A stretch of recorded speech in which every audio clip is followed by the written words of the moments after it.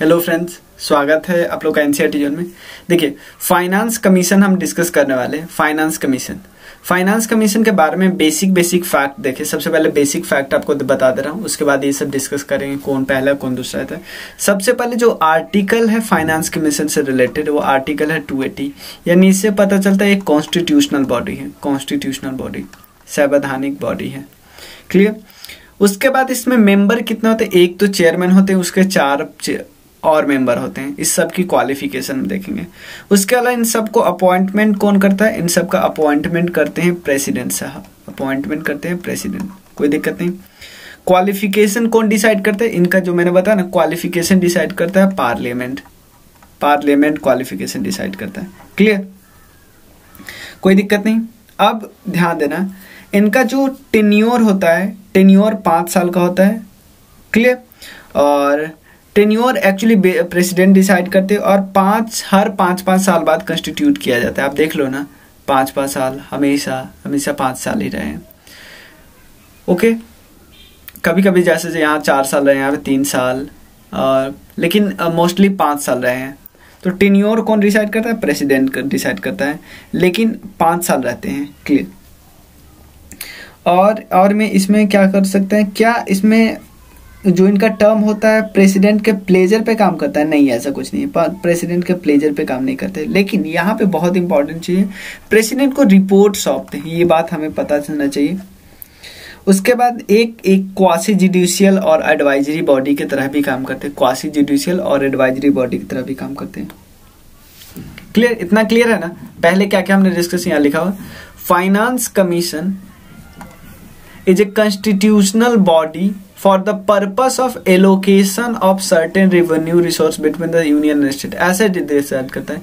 जैसे मान लो एग्जांपल है, सेंटर के पास 100 रुपया है, तो उसमें से 100 रुपया में से कितना रुपया, मान लो 42 रुपया जो स्टेट को दिए, और एक तो इसको हम बोलते हैं वर्टिकल डिस्ट्रीब्यूशन भी काम होता है। उसके 42 रुपये में किस स्टेट को कितना मिलेगा, किस बेसिस में मिलेगा। ऐसे थोड़ी बराबर थोड़ी बांट दोगे कि जहां पे भी यूपी को भी सेम अमाउंट, और जो छोटा सा राज्य है अरुणाचल प्रदेश सिक्किम, उसको भी सेम अमाउंट नहीं ना, कैसे कर सकते?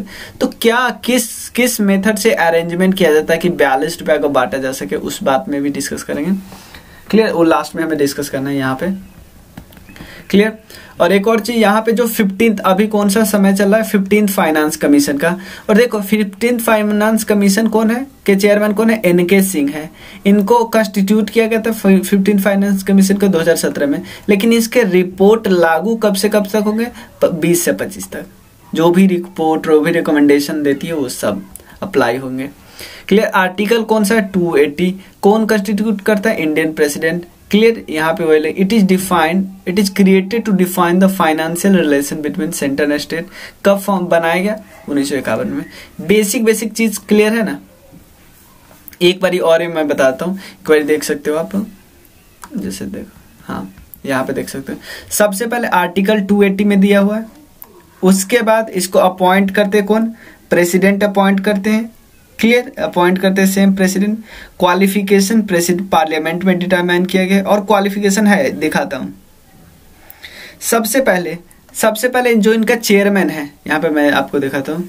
चेयरमैन और 4 element. According to qualification prescribe by the parliament, the chairman is selected among person who has experience in the public affairs.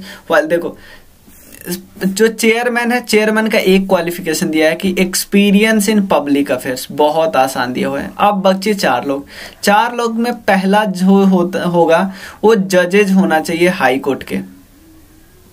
Clear. या तो जजेज होना चाहिए हाई कोर्ट के, या ऐसे बंदा होना चाहिए जो हाई कोर्ट का जजेज की क्वालिफिकेशन रखता है।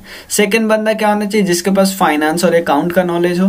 थर्ड बंदा होना चाहिए जिसके पास फाइनेंशियल मैटर और एडमिनिस्ट्रेशन का नॉलेज हो। फोर्थ बंदा होना चाहिए जिसके पास इकोनॉमिक्स का नॉलेज हो। कोई दिक्कत नहीं ना? पहला चेयरमैन होने चाहिए पब्लिक अफेयर्स के रिलेटेड एक्सपीरियंस हो।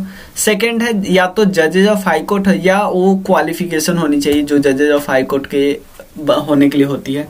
सेकंड बंदे को फाइनेंस और अकाउंट की एक्सपीरियंस, थर्ड को फाइनेंशियल मैटर और एडमिनिस्ट्रेशन, फोर्थ को इकोनॉमिक्स।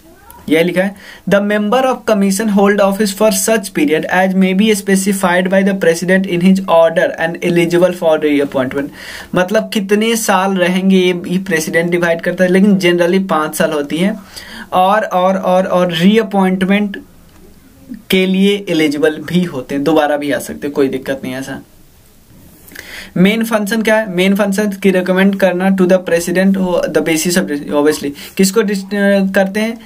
प्रेसिडेंट को रिपोर्ट करते हैं, प्रेसिडेंट को रिकमेंड करते हैं कि सर सेंटर को इतना पैसा रखिए 58, जैसे मैं बता रहा हूँ आपको, जो 14th फाइनेंस कमीशन में लगे 58 खुद रखिए, 42 रुपये स्टेट सबको बांट दीजिए। और उसके अलावा किस प्रिंसिपल आप ग्रांट इन एड दे सकते हो स्टेट को, किस प्रिंसिपल के आधार पे ग्रांट इन एड दे सकते हो स्टेट को, कहाँ से? कंसोलिडेटेड फंड ऑफ इंडिया से। उसके बाद to tender advice to president और एनी अदर मैटर, मतलब अगर प्रेसिडेंट को कोई और एडवाइस देना हो तो ये देंगे, क्लियर, कि अगर साउंड फाइनेंस के लिए कोई ऐसा इशू है तो दे सकते हैं। अमाउंट सजेस्ट कर सकते हैं, कितना पे कर सकते हो आसाम, बिहार, उड़ीसा, वेस्ट बंगाल को, क्यों? क्योंकि एक्साइज ड्यूटी के लिए जूट में, मतलब इसको क्लियर करने के लिए ये बहुत पुराना है। और कमीशन, हाँ ये मैंने बताया था कि कमीशन क्या कर सकती है? रिकमेंडेशन सबमिट करती है प्रेसिडेंट को। अब रेवेन्यू शेयरिंग फॉर्मूला जो 14th और फाइनेंस कमीशन था, ध्यान देना, इनकम का कितना रखा गया है कि अगर टोटल वेटेज, ध्यान देना, टोटल वेटेज पॉपुलेशन का है 27%, ये 14th का है, लेकिन अब पॉपुलेशन का है कितना? 15%। अब बोलोगे कि 27% कैसे था? 27% भाई, 27% में 17% वेटेज था 1971 वाले पॉपुलेशन के हिसाब से, 10% वेटेज था 2011 वाले से, क्लियर? 17%, लेकिन यहाँ पे क्या है? यहाँ पे 2011 वाला है, क्लियर? एरिया पे 15 एरिया बराबर है। फॉरेस्ट एंड इकोलॉजी यहाँ पे 7%, मतलब जिनके पास फॉरेस्ट एंड इकोलॉजी ज्यादा होगा उनके पास अब पैसा मिलने का ज्यादा चांस है, समझ गए ना? इनकम डिस्टेंस का 50%, यहाँ पे 45%। डेमोग्राफी का परफॉर्मेंस कितना अच्छा परफॉर्म करा है उसका, तभी तो स्टेट स्कूल की तरफ दौड़ोगे, क्योंकि उनका डेमोग्राफिक अच्छा परफॉर्म कर रहा है, ये 12%। टैक्स में कौन स्टेट कितना अच्छा काम किया उसका भी 2.5%। क्लियर है ना सब? चलो इतना ही है। तो फाइनेंस कमीशन हो गया। नेक्स्ट वीडियो में हमें डिस्कस क्या करना है मैं देख ले रहा हूँ। Planning commission, planning, NITI Aayog और एनडीसी एक ही लेक्चर में हो जाएगा। उसका इंटर स्टेट काउंसिल और उसका जोन। चलिए मिलते हैं फिर। Thank you so much.